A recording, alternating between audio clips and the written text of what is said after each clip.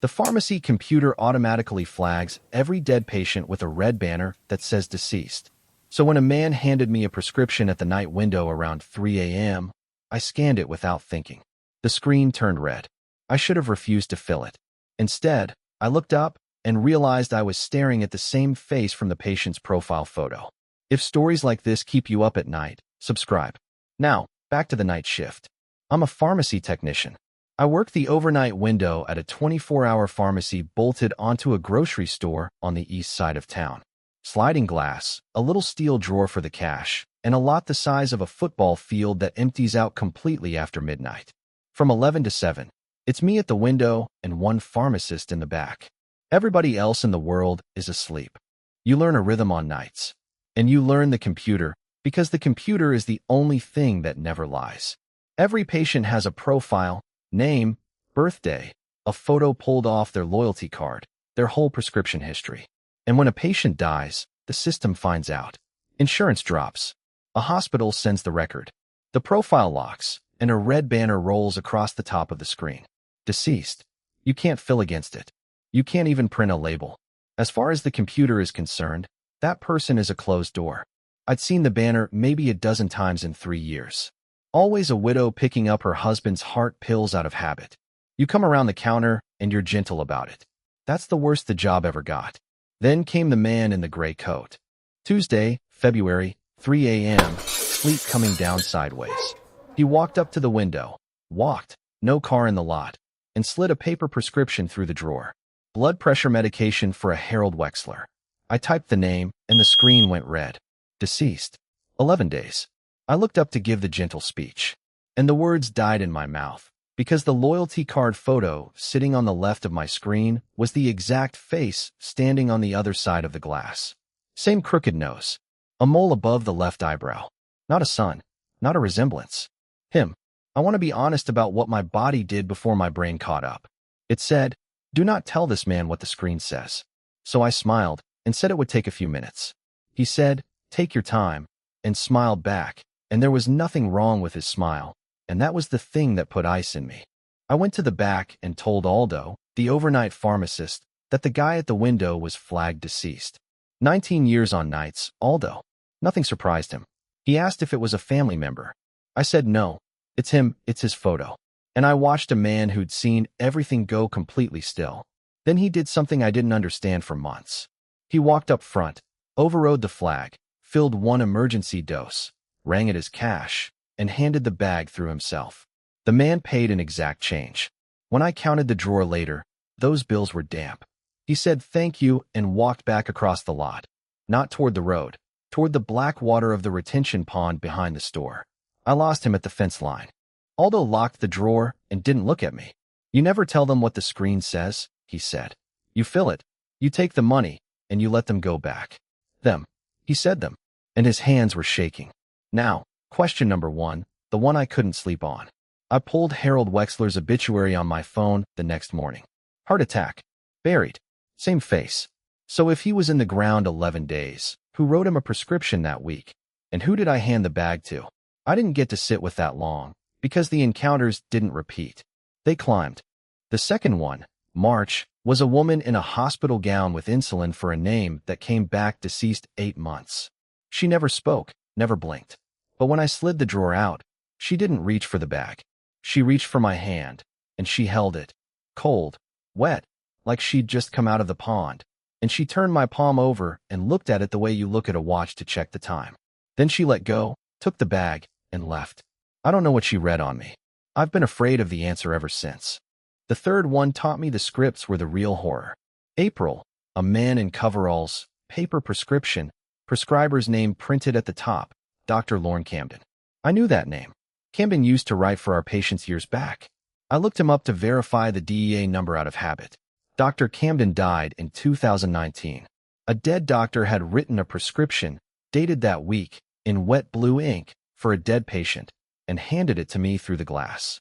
When I asked Aldo how that was possible, he said 5 words and walked away. The paperwork always checks out. That was the thing that broke my logic. Everything these people brought me was procedurally perfect. Valid format. Valid prescriber. Correct dose. The system that never lies kept saying yes to the impossible. I started keeping a notebook, and I started digging into the water. The retention pond isn't a retention pond. It's an old flooded quarry the shopping plaza was built next to in the 70s.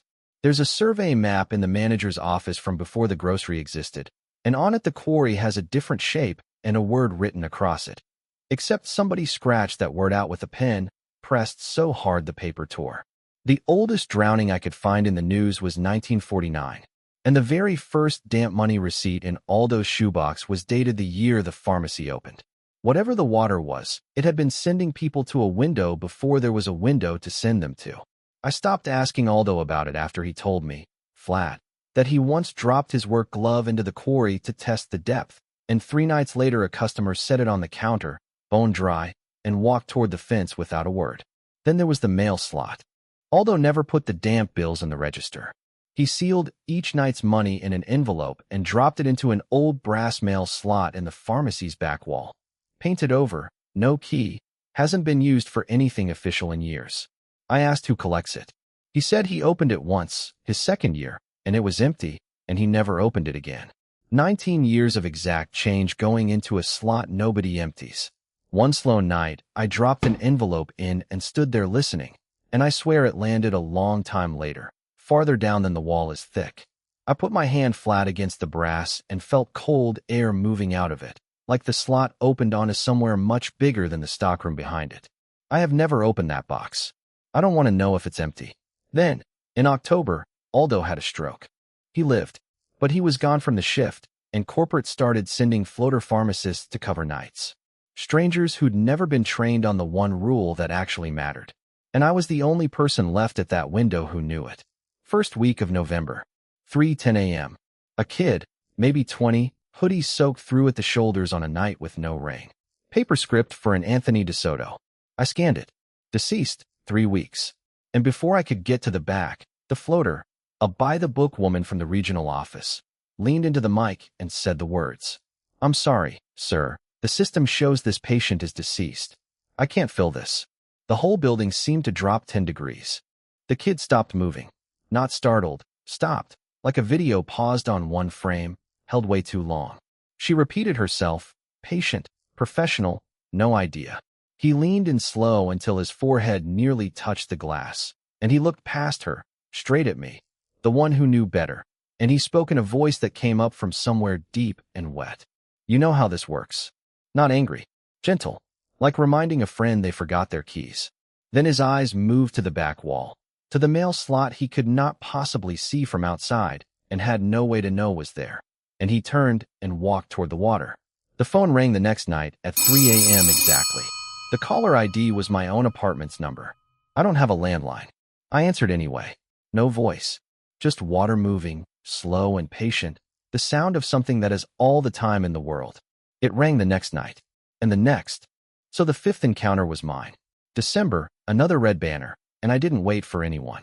I logged in with all those old credentials, which I am absolutely not supposed to have, overrode the flag, filled it, took the damp money, sealed the envelope, and fed the slot with my own hand. The customer nodded at me the way a regular nods at a tech who already knows the order. The phone call stopped that same night. And here's the part one need to say out loud, because it's the part that actually scares me. I didn't hesitate. The man who filled that notebook in February, who pulled up obituaries at dawn demanding the world make sense. He was gone, and I hadn't noticed him leave. Now the counter chimes at 3 a.m. and my hands are on Aldo's login before I've even looked at the face on the screen. I don't check obituaries. I don't watch them reach the fence anymore. Last week a new day shift kid asked me why the drawer sometimes doesn't reconcile, and I heard myself tell them, in Aldo's exact voice, "You fill it, you take the money, and you never tell them what the screen says." I didn't decide to say it. It just came out, already worn smooth, like I'd said it for 19 years. Aldo took early retirement in the spring. Before he left, he handed me a rubber-banded brick of receipts and said, "Keep the count. Someday it's yours to hand off." He didn't say to who. I didn't ask. That was the moment I understood I'd stopped being the person who asks. I still work nights. The window is still mine. And last month, on a dead slow shift, I did something I'd never done. I pulled up my own employee profile. We all have one. We get our flu shots there. There was a note in my file. I didn't write it. It was dated the exact night I first fed the mail slot, the night I stopped asking questions. One word. Window. I told myself it just means my station. My shift. The thing I run every night. But Harold Wexler was in the ground 11 days before somebody wrote him a prescription, before he walked across that lot to a window with his name already waiting in the system. Somebody always knows which window a person is walking toward, before the person does. So now I keep the count. And I lie awake wondering how long my photo has been sitting in a file somewhere under a red banner I haven't earned yet. Waiting for the night, I walk in dripping from the direction of the water, slide a script across the glass, and wait for whoever's standing where I stand now to look up, recognize my face, and not tell me what the screen says. If this story kept you watching until the end, subscribe. There's a new one every week.